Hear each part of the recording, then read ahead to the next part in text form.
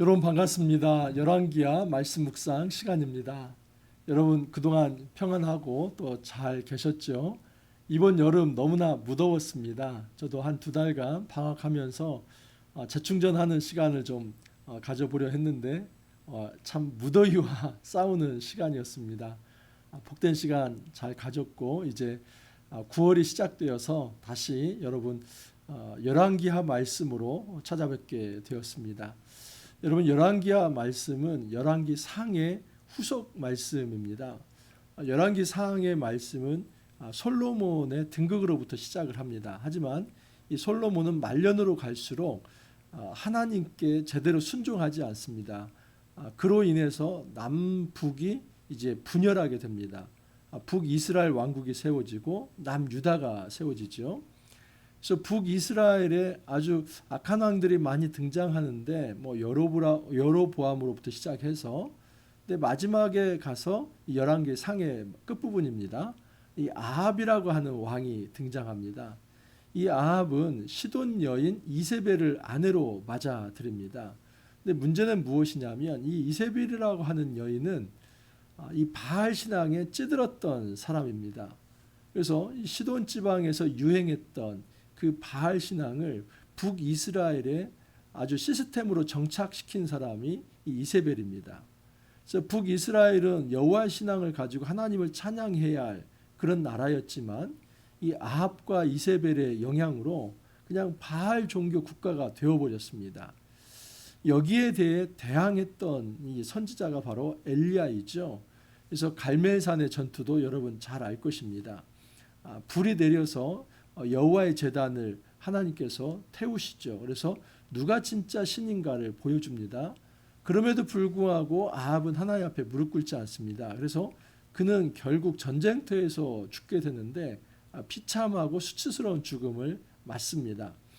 여러분이 아람과의 전투에서 이제 남유다의 여호사밧 왕과 북이스라엘의 아합 왕이 연합을 해서 대항합니다.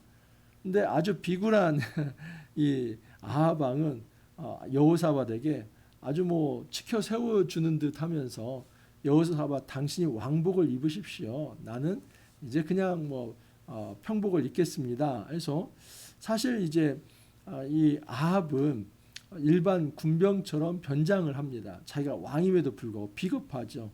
그래서 전쟁터에서 그렇게 좀 도망 다니면 살 거라 생각했는데 무명의 이 아람 군대의 어떤 무명의 일반 병사가 우연히 쏜 이 화살에 맞고 죽게 됩니다.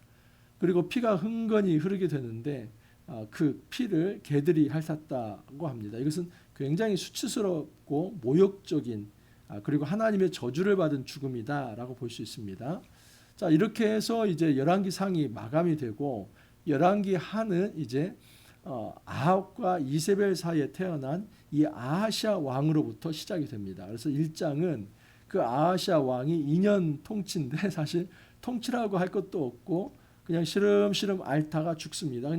그런데 그냥 앓다가 죽으면 좋은데 그가 죽는 이유가 있습니다. 자, 오늘 말씀 한번 살펴보겠습니다. 어제 주일 말씀부터 해가지고 이제 오늘 월요일 말씀 이제 1장 1절에서 18절까지를 한번 살펴보겠습니다. 1절 이하를 보면 아합이 죽은 후에 모압이 이스라엘을 배반하였더라. 아하시아가 사마리아에 있는 그의 다란 난간에서 떨어져 병들매. 어찌 보면 이것은 뭐 우연한 이제 낙상 추락 사고다라고 볼 수도 있습니다. 하지만 여러분 역사에 있어서 그렇게 우연적인 일들이 많지 않습니다. 특별히 하나님께서는 계획하신 일들이 있습니다.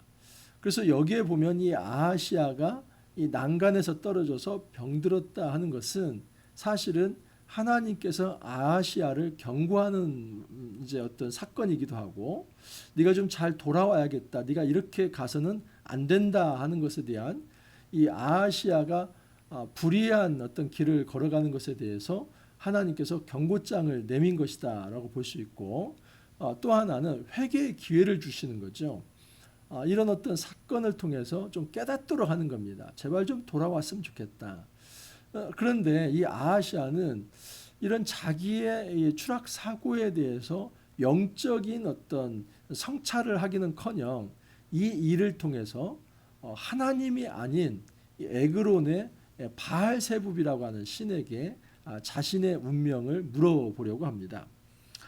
사자를 보내며 그들에게 이르되 가서 에그론의 신 바알세붑에게 이 병이 낫겠나 물어보라 하니라. 참 기가 막히지 않습니까? 그래도 이스라엘 왕은 여호와의 신앙의 전통을 이어받아야 할 그런 왕인데, 그런 어떤 왕이 여호와 하나님을 좇지 않고 자기가 병들었을 때 자기가 나을까 아니면 안 나을까 그거 물어보는 것을 이 바알세붑이라고 하는 이방신 우상에게 물어본다 하는 사실입니다. 철저한 불신앙이고 하나님 입장에서는 굉장히 모욕적인 겁니다. 하나님 입장에서 어떻게 했습니까? 정말 하나님이 이스라엘의 왕이신데 그 왕이라고 하는 작자가 하나님께 물어보지 않고 다른 신들에게 가서 물어본다면 정말 하나님 입장에서는 굉장히 모욕적인 일로 여겨질 것입니다. 그래서 하나님께서 이렇게 말씀을 합니다. 4절 이하를 보면 3절부터 보겠습니다. 여호와의 사자가 디셉 사람 엘리야에게 이르되 너는 일어나 올라가서 사마리아 왕의 사자를 만나 그에게 이르기를 이스라엘에 하나님이 없어서 너희가 에그론의 신 바알세붑에게 물으러 가느냐. 하나님께서 굉장히 모욕받은 부분에 대해서 이렇게 말씀을 한 겁니다. 도대체 이스라엘에 신이 없어서 바알세붑에게 물으러 가느냐. 하나님께서 굉장히 기분 나쁘신 겁니다. 그래서 이제 하나님께서 이 아하시아의 미래에 대해서 예언을 합니다. 그건 뭐냐면 네가 지금 아프고 있는데 네 병이 낫지 않을 것이다. 너는 그 침상에서 내려오지 못하고 죽을 것이다. 그렇게 하나님께서 말씀을 합니다. 하나님이 엘리야 선지자를 통해서 이제 이렇게 이제 이 아하시아 왕에게 하나님의 말씀을 전달한 것입니다. 그러면 여러분 이쯤 되면 하나님의 말씀 앞에 그 권위를 인정하며 엎드려야 하지 않습니까? 근데 이제 아하시아가 그의 이제 신하에게 네가 누구한테 이 얘기를 들었느냐? 그러니까 그 사람이 잘은 모르겠지만 그의 어떤 모습이 이제 낙타 털옷도 입고 또 이제 광야에 거하더이다. 이제 그렇게 얘기를 합니다. 8절 이하를 보면 그들이 그에게 대답하되 그는 털이 많은 사람인데 허리에 가죽띠를 띠었더라 하니 왕이 이르되 그는 디셉 사람 엘리야로다 하면서 이제 왕이 그러면 그런 인상착의를 보니까 이 사람은 엘리야다. 내가 그 엘리야, 이 엘리야 때문에 우리 아버지 아합이 죽게 됐는데 그 엘리야 내가 죽여야겠다 하면서 50부장을 파견을 합니다. 여러분 이것은 굉장히 잘못된 것이죠. 하나님 말씀이 퍼졌는데 그 하나님 말씀을 대항하기 위해서 자기의 군대를 파송한다? 이건 대단한 착각입니다. 자기가 무슨 힘이 있다고 그런 일을 합니까? 하나님 앞에서 이것은 굉장히 교만한 일이죠. 이 세상에서 가장 큰 교만은 말씀에 대한 저항입니다. 하나님 말씀이 임할 때에 아멘 하면서 겸손하게 그 말씀을 받아야 하는데 하나님 말씀을 겸손하게 받지 않고 오히려 그 말씀한 사람을 죽이려고 합니다. 여러분 하나님의 말씀에 대언자가 무슨 죄가 있습니까? 하나님 말씀을 대언한 사람의 그 목을 친다고 해서 하나님 말씀이 사라지는 겁니까? 그러니까 하나님 앞에서 이렇게 불신앙을 가진 사람은 굉장히 어리석고 그리고 교만하고 그리고 자기가 하는 일이 무슨 일인지도 알지 못하고 그 일을 한다고 볼 수 있습니다. 자, 여기에 대해서 이 엘리야가 이제 정면으로 응수합니다. 왕의 말씀이 내려오라 이제 이렇게 이제 아하시아의 신하가 엘리야에게 얘기를 합니다. 그러자 엘리야가 50부장에게 대답하여 이르되 내가 만일 하나님의 사람이면 불이 하늘에서 내려와 너와 너의 50명을 살을지로다 하매 불이 곧 하늘에서 내려와 그와 그의 군사 50명을 살랐더라. 여러분 하나님 말씀을 거역하면서 자기의 명령으로 하나님 말씀을 이겨보려고 하는 그 아하시아가 보낸 그 50부장과 그리고 이 50명의 군대를 하늘에서 불이 내려 태워버리게 합니다. 여러분 이거 연상되는 게 있죠. 이 갈멜살 전투에서 여러분 이 엘리야가 기도할 때 하늘에서 뭐가 내립니까? 불이 내리죠. 그 불이 내렸던 것은 여호와의 제단이 이제 불살라지는 겁니다. 이 여호와가 진정한 신이라는 것을 보여준 것입니다. 근데 여러분 그런 이적들과 그리고 자기 아버지가 그렇게 비참하게 죽었을 때는 진짜 여호와가 하나님이라는 것을 인정해야 하는데 그것을 인정하지 않을 때 이제는 하늘에서 어떤 불이 내려오냐면 단지 여호와가 누구인가를 보여주는 것이 아니라 하나님의 심판의 불이 내려옵니다. 우리가 하나님의 말씀을 들을 때 그 말씀을 겸손하게 받지 않는다면 그 말씀은 구원하는 말씀이 아니라 심판의 말씀이 될 것입니다. 자, 월요일 말씀도 이제 이어지는 말씀인데 정말 이 아하시아라고 하는 사람이 굉장히 고집스럽습니다. 이 이방 그냥 어떤 통치자들보다도 더 이제 강팍하고 또 마음이 굳어 있습니다. 마치 이 출애굽 때에 애굽의 파라오와 같은 그런 존재다라고 볼 수 있습니다. 이스라엘 왕은 여호와의 신앙을 가져야 할 그런 마땅한 여호와의 어떤 종이 되어야 하는데 오히려 이방의 왕보다도 못하게 더 고집스럽게 3번이나 반복해서 50부장을 파견을 합니다. 첫 번째 파견했을 때 50부장과 50명의 군사가 죽었습니다. 두 번째 파송했을 때 또 마찬가지 예언의 말씀을 듣고 또 죽게 됩니다. 그러면 이쯤 되면 이것은 하나님의 역사이고 하나님께서 이제 나를 징계하시려고 하는 거구나 하면서 그 하나님 앞에 무릎 꿇어야 할 텐데 너무나 고집스럽습니다. 여러분 세상에 이제 패역한 이 지도자의 특징은 고집스럽습니다. 자기의 고집을 꺾지 않습니다. 또 하나 특징이 있는데 하나님을 찾지 않고 무속을 찾습니다. 그래서 하나님을 섬기지 않고 무속 신앙에 빠지고 굉장히 고집스럽게 행동을 합니다. 그 결과는 뻔합니다. 하나님이 말씀하시면 그 말씀 앞에 엎드려야 하는데 그 말씀 앞에 엎드리지 않을 때 하나님께서는 심판의 불을 내리십니다. 자, 그런데 이 3번째 파송된 이 50부장이 지혜롭습니다. 그래서 이렇게 얘기를 합니다. 엘리야 앞에 이르러 그의 무릎을 꿇어 엎드려 간구하여 이르되 하나님의 사람이여 원하건대 나의 생명과 당신의 종인 이 50명의 생명을 당신은 귀히 보소서. 이 50부장을 파송한 아하시아는 굉장히 무식하고 고집스럽고 아주 패역한 왕이었지만은 이 50부장은 그래도 깨어 있습니다. 지금 앞전에 첫 번째, 두 번째 파송된 이들이 다 100명이나 죽었는데 우리 또 죽어야 하지 않겠습니까? 죽어야만 한답니까? 제발 우리를 긍휼히 여겨 주십시오. 그가 아하시아의 신하로서 파송되었지만 엘리야의 긍휼을 구합니다.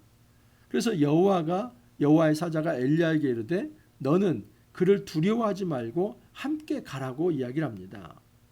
자, 16절 이해합니다. 말하되 여호와의 말씀이 내가 사자를 보내 에고르의 신 바알세붑에게 물으려 하니 이스라엘에 그의 말을 물을 만한 하나님이 안 계심이냐. 그러므로 내가 그 올라간 침상에서 내려오지 못할지라 내가 반드시 죽으리라 하셨다 하니라.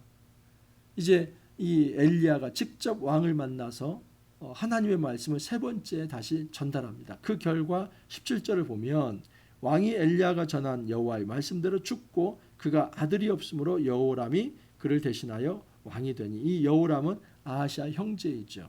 그러니까 자기의 후사도 이제 낳지 못하고 그냥 죽게 되고 자기 형제가 그 왕위를 잇게 됩니다.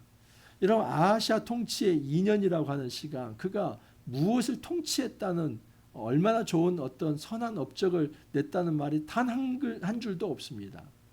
그가 행한 2년 동안의 활동은 무엇이냐면 타락 난간에서 떨어져 가지고 병들었는데 이 병이 나을지 안 나을지를 하나님께 물어보는 것이 아니라 이 무속인에게 찾아가서 물어보고 그 결과 하나님의 경고의 말씀을 듣는데 오히려 그 경고의 말씀을 전달하는 엘리야를 죽이려고 하는 그런 패형무도한 무식한 행동을 한 결과 그가 하나님의 이 어떤 심판의 예언의 말씀에 따라서 죽게 되었다 하는 것입니다.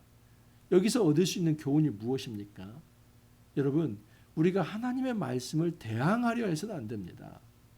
하나님 말씀은 이 순종의 어떤 대상입니다. 우리가 하나님 말씀 앞에 설 때는 겸손하게 순종하는 자세를 가져야지 그 말씀 앞에서 나의 뜻을 앞세워 내 뜻을 더 앞세워서 하나님 말씀을 내가 억누르려고 한다. 이것은 여러분 어리석은 일일 뿐만 아니라 대단히 무식하고 무지한 일입니다. 정말 우리가 이 불신앙인을 가진 신앙이 없는 이들이 이런 어떤 무지와 무식과 어리석음의 결과 정말 패망의 길로 걸어가는 것을 보고 있습니다. 여러분 우리 삶 속에서 이제 가을 이제 정말 이 모든 만물의 소산 또 열매가 무르익는 이 계절에 이제 접어듭니다. 정말 우리가 말씀과 함께 동행하기를 바랍니다. 말씀과 동행하는 사람은 절대 망하지 않습니다. 왜냐하면 하나님은 긍휼에 풍부하시고 이 은혜가 풍성하시고 그리고 하나님 앞에 겸손하게 엎드리는 자를 절대 박대하지 않으시기 때문에 말씀에 엎드린다면 그를 안아주실 것입니다. 하지만 교만하게 하나님께서 말씀하심에도 불구하고 말씀을 한두 번 하는 게 아닙니다. 여러 경로를 통해서 여러 선지자를 통해서 또 여러 사건을 통해서 분명히 이것이 하나님의 말씀이라는 것을 알매도 불구하고 하나님 말씀 앞에 겸손히 엎드리기는커녕 오히려 그 말씀을 전하는 자를 죽이려고 한다면 그 사람은 패망할 것입니다. 여러분 우리가 이 세상에서 다른 거 의지하지 않기를 바랍니다. 말씀과 동행하는 하루 되기를 바랍니다. 이 말씀과 동행하는 이 9월의 시간 또 이제 후반기의 시간이 될 수 있기를 간절히 소망합니다. 함께 기도합니다. 주님 감사합니다. 저희들 방학 잘 마치고 이제 성경 묵상 다시 시작할 수 있게 하여 주시니 감사합니다. 주님 열왕기의 말씀을 통해서 역사의 교훈을 받게 됩니다. 정말 하나님 앞에서 의롭지 못하고 무지하고 무식한 이가 하나님 말씀을 자기의 힘으로 억누르려 했습니다. 주님 우리가 혹여라도 이런 잘못된 행위를 본받지 않게 하옵소서.